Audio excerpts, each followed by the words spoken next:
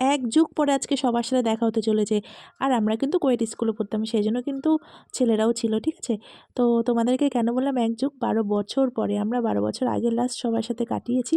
আর আজকে ১২ বছর পরে কিন্তু সবার সাথে দেখা হচ্ছে। একটু অন্যরকমভাবেই আমরা আজকে মিট আপটা রেখেছিলাম পিকনিকের মাধ্যমে।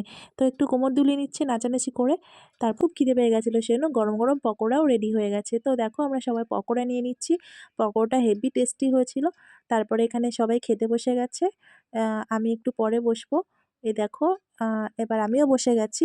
তো আমাদের মেনুতে ছিল ডাল, মাছ আর হচ্ছে ফ্রাইড রাইস আর ছিল দেখো এদিকে কয়লার মাংস। তো এর মধ্যে স্যালাড চলে এসছে। তারপরে এবার চাটনিও দিয়ে দিয়েছে আর পাঁপড়ও ছিল আর মিষ্টিও ছিল। নাও তোমরাও একটু, একটু করে খেয়ে নাও আমাদের সাথে। তো সত্যি আজকের দিনটা অনেক মজা করেই কাটালাম।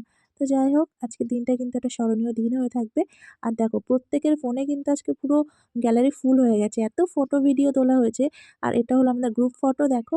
এর মধ্যে আমাদের কচিকাঁচারাও আছে। আর আমরা একটা কেকও কাটিং করেছি এই দেখো। আমরা তো অনেক ছবি ভিডিও তুললাম। এবার কচিকাঁচাদের একটা ফটো তোলা যাক?